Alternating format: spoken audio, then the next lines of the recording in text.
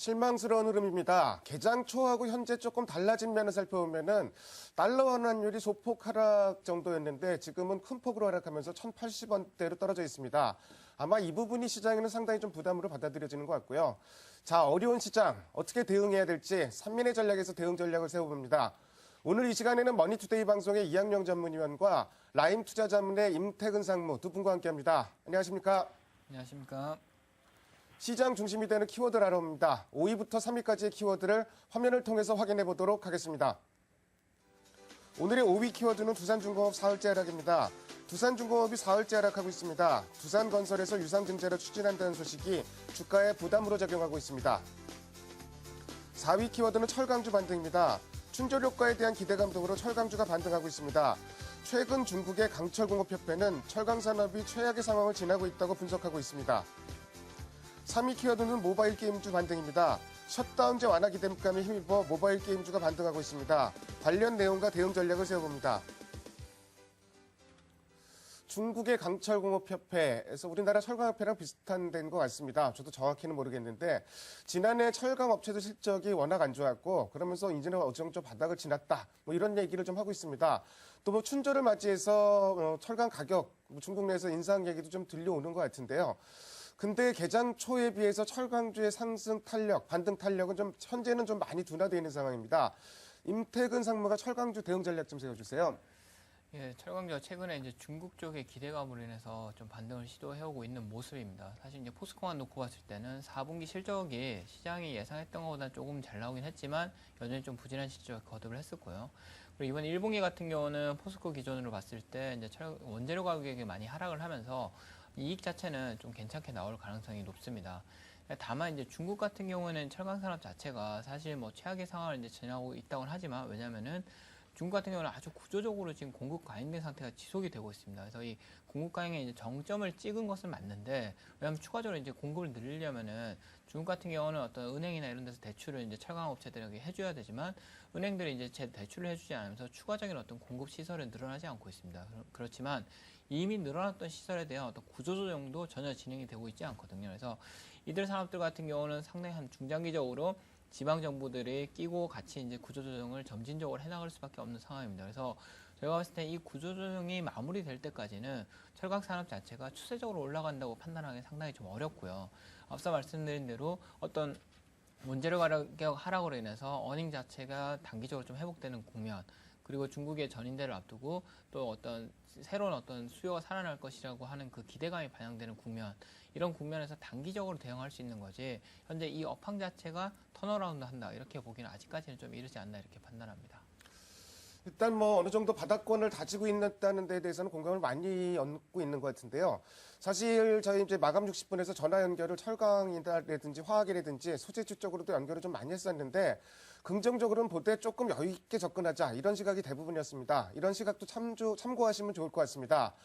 오늘 셧다운제 관련해서 이제 또 얘기가 나왔는데요. 셧다운제가 참 그 다음 정권에서 어떻게 뭐 정책이 나올지는 모르겠는데 지금 현재 분위기를 보면은 셧다운 자체가 조금 완화되고 특히 이제 그 모바일 게임 같은 경우는 셧다운 대상에서 제외된 게 검토되고 있다. 뭐 이런 얘기가 좀 나오고 있습니다. 그러면서 오늘 모바일 게임주 강세 보이고 있는데요. 이학영 위원은 어떻게 보세요? 네, 한마디로 그 결론을 제확인드리면 저는 뭐 극히 보수적으로 봐야 된다는 생각에서 변함이 없습니다. 물론 이제 문화체육부랑요, 여성부에서 이런 고시안을 낸 거 아닙니까? 12시부터 6시까지 하는 셧다운 게임 강제로 이제 못하게 하는 거예요. 청소년들 대상으로 하는 것을 이제 거기서 모바일 게임은 이제 제외하기로 했다는 것을 고시안을 냈다는 거, 이것이 알려지면서 그러면 이게 한 2년 정도 또 유예되기 때문에 그 다음에 또 가봐야 되는 거죠.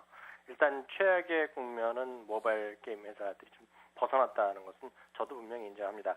다만 이제 모바일 그 게임 관련주들이 작년에 정말 엄청난 히트를 쳤다가 결국 작년 4, 4분기를 고점으로 해서 3, 4분기부터 주가가 계속 이제 다시 급락세를 보인 것은 모바일 셧다운 게임제랑은 저는 좀 심하게 얘기하면 거의 상관이 없다라는 생각을 갖고 있습니다. 문제는 뭡니까? 매출의 연속성이 보장되지 않는다는 것이 첫 번째 문제라는 생각 갖고 있습니다. 한때 뭐 게임에 엄청나게 히트를 치다가도 그 뭐 하루에 뭐 1억을 벌건 2억을 벌건 하다가 3달이 지나면 또 한 달 하루에 뭐 100만 원 벌기도 쉽지 않은 이런 것이 결국 모바일 게임의 현주사라는 거 아마 저보다 시청자분들이 그 게임 하시는 분들은 분명히 더 아실 겁니다.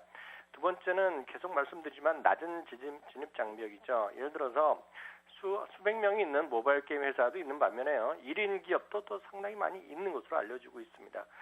카카오톡 때문에요. 모바일 게임즈가 또 한때 또 엄청나게 히트 그런 관련주 올랐는데요. 지금은 제가 알기에는 70개에서 80개에 육박하는 어떤 그 제휴를 맺고 있는 게임이 카카오톡에 연결돼 있다고 합니다. 올해만 하더라도요. 그 모바일 게임 우리나라에만도 수백 개의 게임이 출시될 예정이라는 거 하는 거죠. 그만큼 그 수백 명 있는 게임 회사랑 한두 명이 하는 게임 회사랑의 실력 차이가 그렇게 또 많이 반영되지 않는다는 거죠. 이게 엄청나게 많은 사람이 동시에 접촉하고 이런 게임이 아닌 것들은 더욱더 그러하다는 것이죠. 그런 관점에서 보면 시장에서 어떤 게임의 연속성, 매출의 연속성도 좋고 진입장벽도 낮은데 엄청난 PR은 또 고포를 유지하고 있고 이런 거를 봐서는 제가 봤을 때 좀 심하게 얘기하면 넌센스가 아닌가 싶습니다. 작년에 워낙 히트 쳤을 때는 정말 긴가민가하고 많이들 몰려갔고요. 수익이 많이 난 것도 사실인데요. 웬만한 주식들이 그 당시에 고점을 회복하기에는 앞으로 수년이 걸릴 수도 있다는 생각 갖고 있습니다. 한때 정말 2000년 초반에 수많은 인터넷 관련 기업이 엄청나게 올라갔다가 또 수많은 기업이 아예 상장이 폐지됐고요. 살아있는 기업들도 그 당시 주가에 터무니없이 지금 떨어져 있는 주식이 워낙 많기 때문에요. 수많은 모바일 게임 회사도 그런 것들이 많을 것 같다는 생각 지울 수가 없네요. 글쎄, 이학년 위원께서도 지적하셨듯이 모바일 게임주가 급등했다가 큰 폭으로 빠졌었는데 규제에 의해서 빠진 것 같지는 않습니다. 실적의 연속성에 대한 우려감, 또 낮은 진입 장벽, 또 실제로 다수의 기업들이 예상만큼 실적이 나오지 못했다는 점, 이런 점들이 복합적으로 작용을 했었는데요. 글쎄, 뭐 규제가 완화된다는 것 자체는 분명히 호재지만 어쨌든 이런 그 전후 사정들도 잘 감안을 해서 접근할 필요가 있을 것 같습니다. 다음으로 오늘의 2위 키워드를 화면을 통해서 확인해 보도록 하겠습니다. 오늘의 2위 키워드는 다우 14,000 시대입니다. 다우가 14,000포인트대를 회복하면서 우리 시장, 오늘 시장 상당히 기대감을 많이 했었는데 정말 뭐 실망스러운 흐름입니다. 5년 3개월 만에 다우지수 14,000포인트대를 회복을 했고 이제는 뭐 사상 최고치 경신할 것이다. 이런 전망이 압도적으로 우세한 것 같습니다. 이렇게 강세를 보인 배경에는 글쎄 금요일 날 이게 날짜가 맞춰지기가 쉽지는 않은데 고용보고서하고 ISM 제조업 지수 두 개가 발표됐는데 두 개가 다 시장의 환호를 받았기 때문인 것 같은데요. 이학년 위원이 관련된 지표 좀 설명해 주시고요. 14,000 시대 그 의미도 좀 짚어주세요. 네, 그 신규 일자는 15만 7천 건이 났습니다. 제가 이제 지난 금요일 날 방송할 때 15만 3천 건 정도로 예상됐다고 얘기했는데요. 그보다 조금 더 나왔으니까 뭐 다행이죠. 더욱더 무서운 것은 ISM 12월의 지표인데요. 저는 그런 얘기를 했습니다. 이게 심지어는 12월 대비에 오히려 더 감소할 가능성도 있다라는 얘기였고요. 그렇게 많은 전문가들이 예상을 했는데요. 오히려 그 수치가 53포인트가 났죠. 53.1포인트가 나오면서 예상을 훨씬 뛰어넘는 것이 났습니다. 그만큼 시장에서의 지금 경기 분위기가 좋다는 것을 일단 실증적으로 보여준 거기 때문에요. 시장은 환호했다고 봅니다. 지금 다우지수 14,000포인트를 회복했는데요. 5년 이상 만에 처음으로 올라섰는데요. 그 근본된 것은 경기 회복에 대한 기대감이 분명히 있는 것이고요. 실증적으로 보여주기 시작한 건 주택 지표고요. 주택 지표가 회복, 더 쉽게 얘기하면 주택 가격이 오르니까 오르고 또 오를 것이라 기대하니까 소비자들이 어떤 소비 심리를 회복할 수 있는 그런 기폭제가 된 것입니다. 거기에 따라서 결과로 나온 것은 펀드 자금이 많이 들어온 거죠. 4년 만에 최고치로 또 많이 들어왔습니다. 5년 만에요. 그리고 주가가 많이 올라갔고요. 수치로 보면 4주간에 200억 달러가 들어왔는데요. 이것은 무려 2000년 이후로 4주간의 유입으로 보면 가장 많은 겁니다. 그런 상황에서 앞서 지난번에도 말씀드렸다시피 1월달 한 달 동안의 주가가 급등한 결과로 나왔다는 것이죠. 이런 것들이 심정적으로 가장 우리 시청자분들이 아실 수 있는 것은 제가 여러 번 말씀드렸던 회사가 있는데 블랙락이라는 회사가 있습니다. 뱅가드 펀드가 미국에서 3위 정도 규모를 하고요. 블랙락이 한 2위 정도 하는 회사인데요. 물론 상장돼 있는데요. 사상 최고가에 불과 2, 3달러 차이입니다. 그만큼 지금 보시면 주가가 엄청나게 올라갔고요.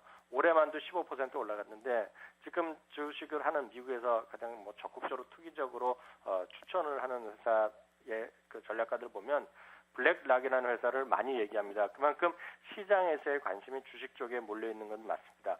다만 이것이 너무나 돈이 많이 몰리니까 말이죠. 특히 개인들이 많이 몰린다고 생각을 하면 일부에서는 야 이건 시장의 꼭지다라는 우려감이 있습니다. 돈이 그렇게 많이 몰리면. 그리고 사람들이 정말 흥분하면 돈이 몰린다 얘기를 합니다. 우리나라 주식시장에서도 이런 얘기가 있습니다. 좀 외람되지만 표현은 좀 격하지만 객장에서 애기 울음소리가 들리면 주식시장이 꼭지다는 얘기가 있습니다. 그만큼 사람들이 많이 몰리면 그만큼 돈이 몰리면 그만큼 흥분돼 있다는 얘기인데요. 그거에 관한 논쟁이 많습니다. 미국에서는 역설적으로 보면 무슨 얘기냐면 미국에서는 지금 주가가 올라간 거 좋지만 오늘 이제 슈퍼볼이 미국에서 했는데요. 슈퍼볼에 대한 관심은 많지만 실제로 주식시장에 대한 개인들의 관심은 크지 않다는 것에 지금 주목을 하지 않은 의견이 많이 있습니다. 그것은 무슨 얘기냐면 증권회사나 주식 관련 방송에서는 떠들고 있지만 개인들은 흥분하지 않는다는 거죠. 그리고 과매수 영역이 아니기 때문에 오히려 주가는 계속해서 올라갈 수 있다는 주장을 하고 있습니다. 물론 여기에도 설왕설래가 있습니다. 요즘 들어서 미국에서 가장 증권업계에서 많이 하는 얘기가 그레이트 로테이션이라는 말 들어보셨을 겁니다. 우리나라 언론에서 일부 쓰는 쪽이 있던데요.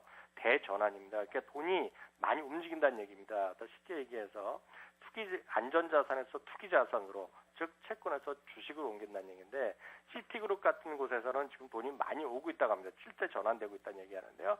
반대로 그 핑코 같은 데서는 그런 움직임이 별로 없다고 얘기합니다. 그만큼 지금 시장은 흥분됐다? 아니다라는 시각이 많이 엇갈리고 있는데요.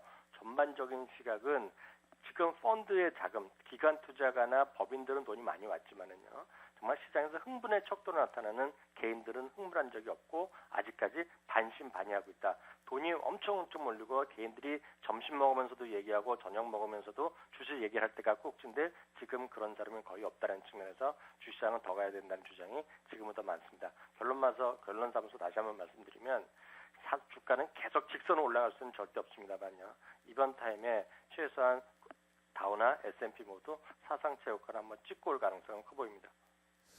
직관적으로 참 이해가 되기 쉽게 참 말씀을 해주셨는데요. 사실 2007년도에 상해종합지수 6,000포인트 올라갔을 때 중국 객장에 스님 출연했다 이런 얘기도 돌았다고 합니다. 그만큼 개인들이 흥분하면은 글쎄 시장이 상투가 멀지 않았다는 얘기인데 그런 분위기가 아니라는 점, 추가 상승을 기대할 수 있게 만드는 근거가 되는 부분이기도 한 것 같습니다. 자, 미국 다우지수만 14,000포인트 회복한 게 아니고 상해종합지수도 요새 좋습니다. 오늘도 올라가고 있는데 6일째 연속 상승을 하고 있습니다. 임태근 상무가 상해증업증시 상승 배경 좀 말씀해 주시고요. 그리고 이제 다음 주 월요일이면 이제 그 춘절인데 춘절 효과 마지막으로 한 번만 다시 점검해 주십시오. 예, 일단 중국 증시 같은 경우는 최근 이제 부동산 시장이 호조를 보이고 있고, 그다음에 중국 경제 지표들이 상당히 이제 견고하게 잘 나오고 있습니다. 지금 최근에 발표된 이제 PMI 지수를 조금 살펴보면은 신규 수요가 점진적으로 좀 늘어나는 모습을 확인을 할 수가 있거든요. 다만 조금은 이제 우려스러운 부분이 뭐냐면은 이것들이 이제 그 수요가 늘고 있으면은 당연하지만 제품을 팔려고 하는 사람들은 그 제품을 또 이제 확보를 하기 위해서 재고를 가져가야 됩니다. 그렇지만 지금 현재 PMI를 이제 분해해서 살펴보면은 재고 자체는 늘고 있지 않은 것을 좀 확인을 할 수가 있거든요. 그건 뭐냐면은 지금 현재 춘절 때문에 계절성으로 수요가 늘어난 건 맞지만 이것이 추세적으로 수요가 회복될 것이라고에 대한 어떤 확신이 그 생산자들에게 없기 때문에 이런 현상이 나타나고 있는 겁니다. 그래서 제가 봤을 때는 뭐 춘절을 앞두고 소매 판매나 어떤 소비 쪽에서의 어떤 모멘텀이 발생하는 건 맞지만 이후에 이 모멘텀을 계속 이어갈 수 있을지에 대해서는 여전히 경제 주체들은 많이 이제 의심을 갖고 있다는 점을 분명히 의식을 하고 접근할 필요가 있을 것 같습니다. 그래서 제가 봤을 때는 중국 같은 경우는 새로운 정부의 어떤 정권 인양에 대한 기대감도 있지만 지금 이번 춘절이 지나고 그다음 전인대가 끝나고 나면은 사실 여기에 대한 기대감이 한풀 이제 사그라들 수가 있기 때문에 최근에 중국 증시 급등으로 인해서 이와 관련된 국내 뭐 주식들 찾는다든지 관련된 섹터를 찾아서 이렇게 접근하는 것이 조금은 무리가 될 수 있는 시점이 되지 않았나 이런 생각을 하고 있습니다.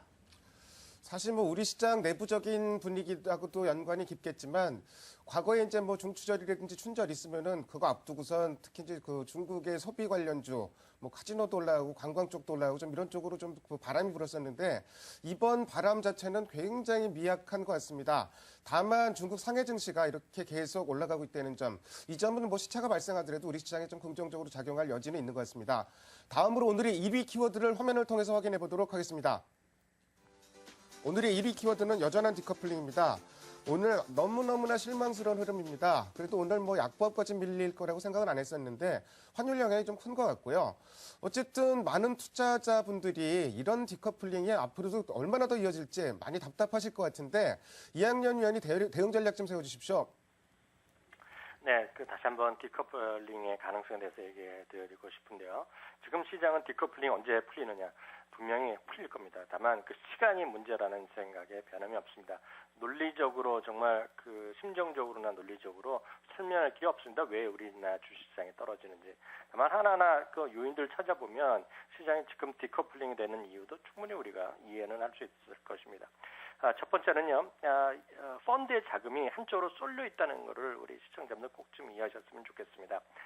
자꾸 이제 증권사 일부에서 그리고 언론에서 이런 얘기를 합니다. 한국 관련 펀드는 계속 유입되고 있다. 그렇기 때문에 우리 시장에서도 외국인이 계속 사야 된다는 얘기인데 자주 말씀드렸다시피 그건 완전 틀린 분석입니다. 무슨 얘기냐면 한국 관련 펀드라고 짓게 하는 것은 쉽게 얘기해서 중국 관련 펀드 짓게 하는 것과 하나의 오차도 없습니다. 한국 관련 펀드, 이머징 마켓 펀드가 대부분이고 인터내셔널 펀드는 전 세계, 미국에 대한 전 세계 펀드를 하는 것인데 그중에서는 한국보다는 지금은 중국이라든가 인도 등에 대한 관심이 워낙 높다는 거 분명 이해하셔야 될 것 같고요. 또 한쪽에서 일본 관련 펀드를 좀 짓게 하는 것들이 몇 개 있는데요. 그것은 이제 우리나라가 포함된 것도 있고 안 돼 있는 것도 있는데요. 일본과 같이 속해 있는 펀드는 또 한국보다는 일본에 대한 관심이 워낙 높습니다. 여전히 중국과 일본은 아직도 20% 이상 올해 주가가 상승 즉 상승 여지가 많다는데 미국의 전문가들이 뭐 하루가 멀다고 그렇게 얘기하는 사람들이 있습니다. 그런 관점에서 보면 펀드가 늘어난다, 우리나라에 돈이 들어온다, 그것은 절대적으로 맞는 얘기 아니고 제가 감히 말씀드리지만 그건 틀린 분석이다 분명히 말씀드릴 수 있습니다. 즉 자금의 쏠림이 우리나라 쪽으로 다시 와야 되는데 지금은 그럴 환경이 지금 아니다. 우리나라가 꼭 나쁘기보다는 미국, 중국이나 일본에 대한 관심이 워낙 뜨겁다는 거 꼭 좀 이해하셨으면 좋을 것 같고요. 두 번째는 뱅가드 펀드가 3주 펀드가 주식을 팔기 시작한 지 3주밖에 안 됐는데요. 얘네들은 여기는 정확하게 계산대로 팝니다. 예정했던 대로요. 25주 팔게 됐는데 3주째밖에 안 됐습니다. 최소한 8주, 9주 정도 돼서 3분의 1 정도는 지나야지 여기에 대한 걱정이나 우려감은 많이 해소될 가능성이 크다고 봅니다. 세 번째는요, 일본의 엔화가 오늘도 이제 급등을 하고 있습니다. 환율이 급등하고 있고 엔화가 약세를 보이고 있는데요. 이제 92엔에도 지나갔고 93엔도 우려가 되고 있습니다. 최소한 말이죠. 일본의 급격한 엔화의 약세가 진정되는, 즉 슬로우다운이 돼야 되는데요. 그것이 되기 전까지는 투자 심리가 잘 회복이 안 될 것입니다. 심정적으로나 어떤 기업하는 사람들 입장에서 마찬가지죠. 이런 상황에서 대응은 너무나 명확합니다. 투기적 매매는 자제하셔야 될 것 같고요. 절대적으로 보수적으로 대응해야 된다는 생각도 변함이 없습니다. 마지막으로 이런 얘기 드리고 싶습니다. 또 많은 증권사에서 나온 자료 보면 이럴 때마다 항상 하는 얘기가 있습니다. 제가 좀 냉정히 말씀드리겠습니다. 우리나라 주식시장은 저평가되어 있다고 합니다. 1950 기준으로 8.5배다 아니면 8.9배다 얘기하면서요. 우리나라 평균 PER은 8배에서 12배 아니면 좀 적극적으로 보는 것들은 9배에서 12배 정도 사이였기 때문에 무조건 저평가다, 사야 된다는 얘기하는데요. 맞습니다. 지나고 나면 이 가격대는 분명히 플러스냐 마이너스냐 보면, 즉 고평가냐 저평가냐 보면 저평가 맞습니다. 시장은요. 그렇지만 장기적으로 사는 것은 연기금이 사면 되죠. 개인들은요. 돈이 한정이 있기 때문에 정말 주가는 올라갈 때 사야 된다는 생각 갖고 있습니다. 지금 시장이 저평가냐, 분명히 플러스냐 마이너스냐 저평가지만은요, 절대적으로 사야 될 저평가는 아니라고 봅니다. 우리나라는 800 이하 간 적도 제법 많이 있습니다. 8배 정도 간다 하려면요, 지금 기준으로 보면 1900 아래쪽도 충분히 못 갈 영역은 아니다. 예를 들어 1850이 가더라도 절대 저평가라고 함부로 얘기할 수는 없는 수치이기 때문에 저평가라고 해서 사야 된다는 논리에는 절대적으로 반대하는 입장 다시 한번 확인드리겠습니다. 글쎄, 우리 시장 디커플링 요인으로 뭐 여러 가지 요인들을 꼽고 있는데요. 뭐 실적에 대한 부담도 있을 수 있고 수급, 환율 문제, 그리고 북한핵 문제도 역시 뭐 그 돌발 변수로 작용할 여지가 계속 남아 있습니다. 다만 오늘 하루만 놓고 보면은 코스피가 약보합까지 밀린 데는 환율 움직임이 아마 굉장히 큰 영향을 미친 것 같은데요.